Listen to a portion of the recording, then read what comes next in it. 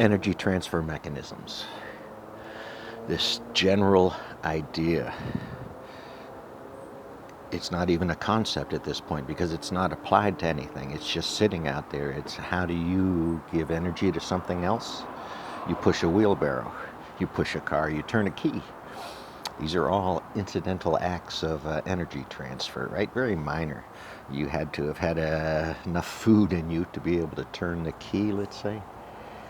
So you can make it silly or complicated, however you'd like to speak. Now let's get right into energies.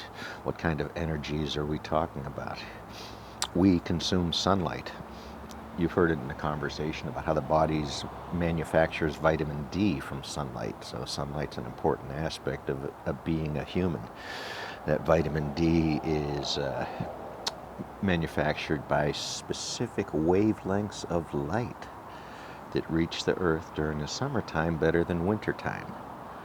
Specific wavelengths, a specific color of what we think of as light, photons, creates a chemical energy in our body that allows the body to create vitamin D so we can stay healthy. That's a chemical reaction. They're all over the place. And that is a straight not basic, it's a human body.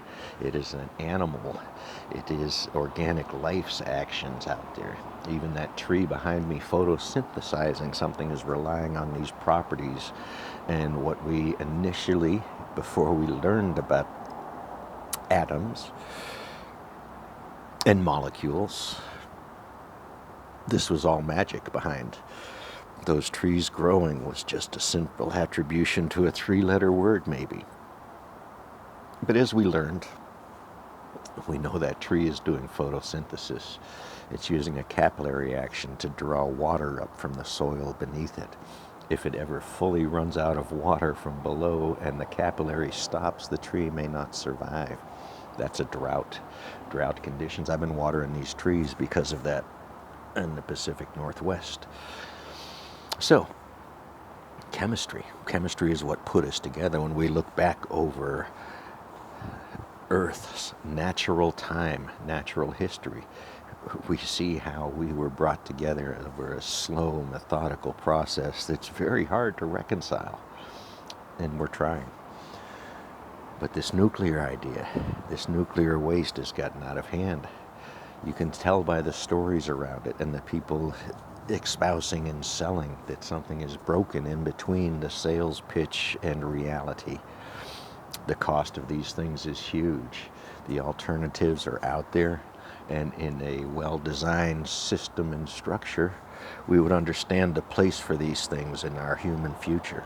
Someone's trying to build that right now.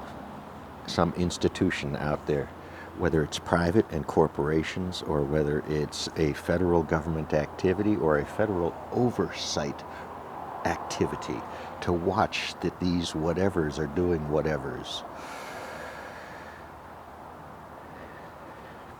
Somewhere a long time ago, this idea of institutions was corrupted, as if there was only one thing that could create these institutions and one reason for creating them, and the reason is you.